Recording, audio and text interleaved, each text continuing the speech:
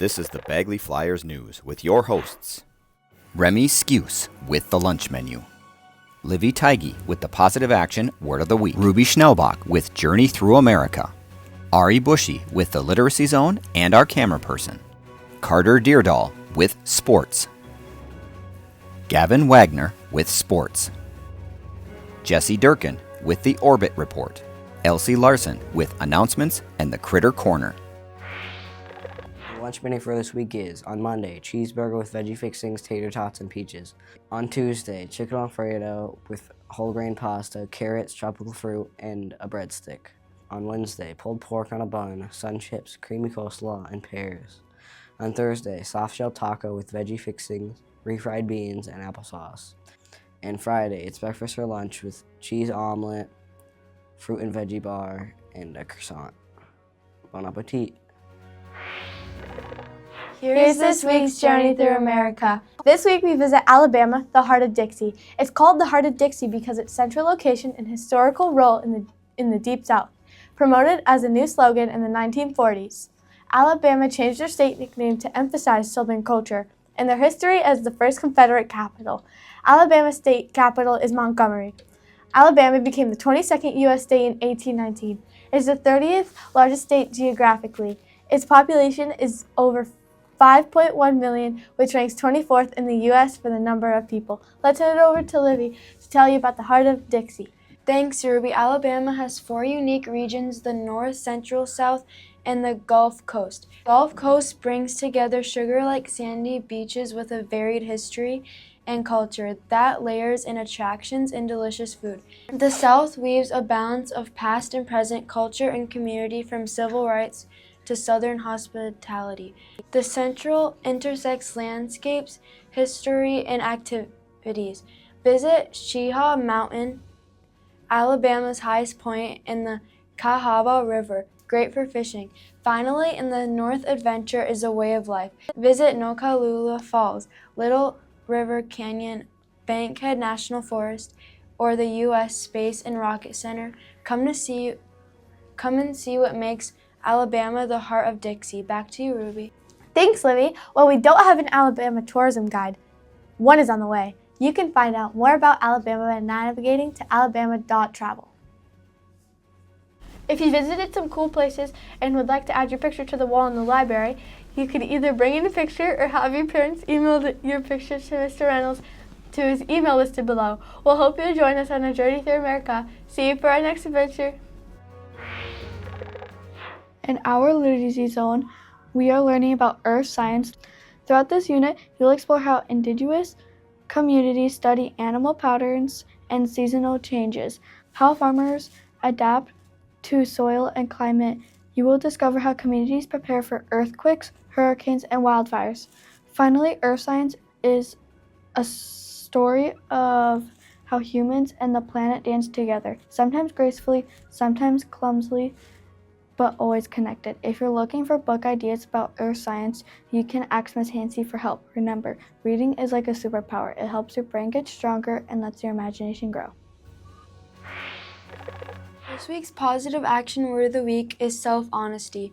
Honesty is being truthful in what we say and do. Self-honesty is about being honest with yourself and honest with your thoughts, feelings, and actions.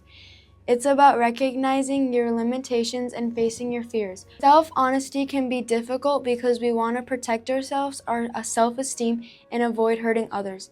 Ultimately, self-honesty can help us learn to make clear, value-driven decisions and live better, happier lives.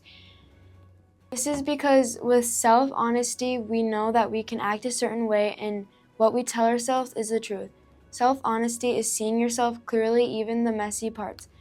That is the positive action word of the week, self-honesty. Here's what's happening in sports this week.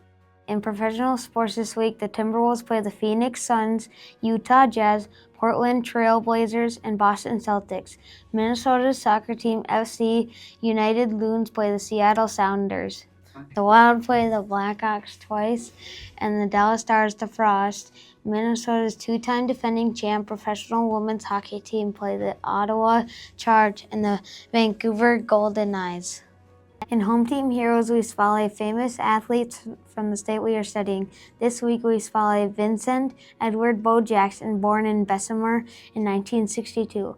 Bo attended Auburn, where he rushed for 4,575 yards and 45 touchdowns. He averaged 6.6 yards per carry, which is still an SEC record. In 1985, Bo won the Heisman Trophy winner, and at the 1986 draft was the number 1 overall pick by the Tampa Bay Buccaneers. However, Bo was mad at the Tampa Bay Buccaneers, so he signed a contract with the Kansas City Royals to play baseball instead. In 1987, Bo was drafted by the LA Raiders, who said he could play both football and baseball. In 1991, Bo had a series of hip injury, which ended his football career, but he played baseball until 1994 for the Royals, White Sox, and Angels.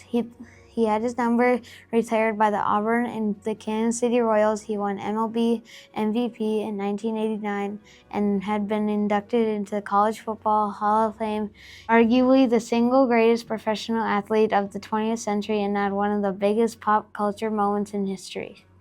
Please check the athletics calendar on the school's website for your favorite social media platform to stay on schedule with dates, times, and opponents for upcoming Flyers activities. That's our sports wrap-up. Now go make your own highlights. It's time for the Orbit Report, where we give you fun facts about planets and what to look for in phases of the moon. This week, we are going to share fun facts about the sun. The sun's light reaches the Earth in 8 minutes and 20 seconds. This is known as the speed of light. The sun rotates at different speeds. Because it is made of plasma, the equator or center rotates in about 25 Earth days, while the poles at the top and bottom take over 30 days. Finally, the sun is emitting or shooting out lights at all wavelengths, but the one that emits the most is in the teal visible light spectrum, which means the sun is technically teal. For the moon phase this week, it will be in a waxing crescent phase. The moon's illumination is growing smaller each day as it moves closer toward the sun. The moon has an illumination of 7% and is currently 27 days into its 29-day cycle.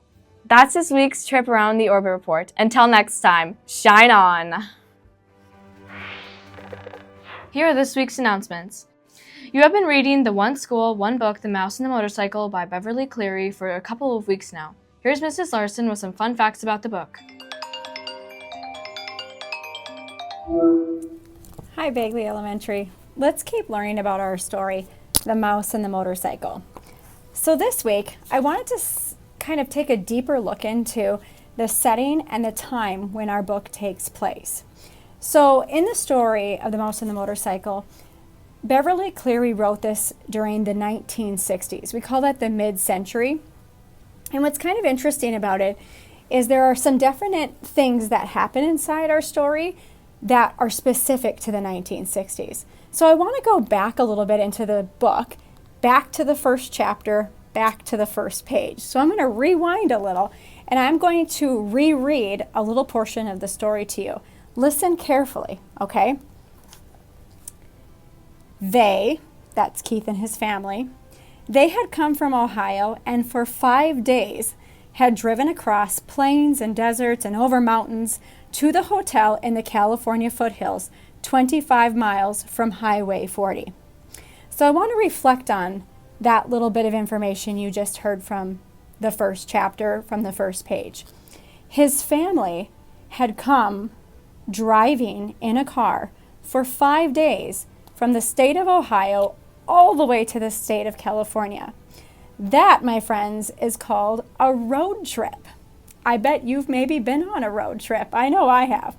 Road trips. So in the 1960s, road trips actually were becoming a very popular thing for many Americans. So we're going to dive into why was that so popular and how did Keith and his family, that became something that they did.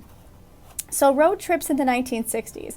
Well, a big reason that it became a very popular thing was because cars were kind of a new staple. That means something that most families had in their home now. They had a car and they were pretty fun. So cars were becoming more popular. They were easier for families to own. And by the 1960s, like I said, most families had at least one car. And families loved driving those cars on long trips. And it was kind of a fun and exciting way to get around. Part of the reason it was easy to get around was because there were more highways being built. So you heard me say in the story, Highway 40. Very true. There became a lot more highways. They were being built across America, just like you heard how Keith came from Ohio to California. These roads made it easier for families to drive from one place to another. And families could go on adventures they had never gone on before or had access to. So let's think about something. Let's make a connection here. If you've ever watched the movie Cars with Lightning McQueen, when he races away, he drives into a forgotten town of Radiator Springs along a historic highway called Route 66. So in that town, if you remember when he's driving through, or if you've seen it before, you kind of remember some of the visualize what that looked like. In the town, there were a lot of roadside attractions, and one of them happened to be like the Wigwam Hotel. So that's kind of a cool connection we can make, because if you remember what it looked like it was set in the 1950s and 60s, because that was what people were doing back then. They were going along those highways. So it's kind of a cool thing to think about. Because people were traveling and taking these long distance road trips, more hotels and motels were being built too, because that was a place where people were going to have to stop and stay along their drive. Just like Keith, they got to the Mountain View Inn, right? They had a place to stay. And usually these places were built along the highways, or they were built off of the highways along something kind of scenic and cool that you would want to stop and take a look at, or a roadside attraction. And families in the 1960s, during that mid-century, families were getting their vacation time. And when they would get vacation time, they would usually want to spend it together and go places. And that's where the road trip was born. You had a car, you hopped in that car, and then off on the road you would go to go see some kind of attraction. It was also an affordable way for families to be together. So road trips were not too expensive for families. That's the word, affordable. Gas was cheap, and cars were being built to be more affordable for families too, so that they could actually have one. Choosing to travel by car allowed families, to pack their own food or to bring like maybe the family dog, and they could drive themselves somewhere without paying for bus fare or train or an expensive airline ticket. And one thing I think of too is just the adventure of it. When I've been on a road trip with my family, it's definitely an adventure every time. And when I think of the story in that first page, we don't know all the adventures that Keith had on those 5 days it took to get from Ohio to California. We just know the adventure that took place in California, or we're finding out right now. But it's definitely adventurous to go with your family, get in that vehicle, and go somewhere and see something.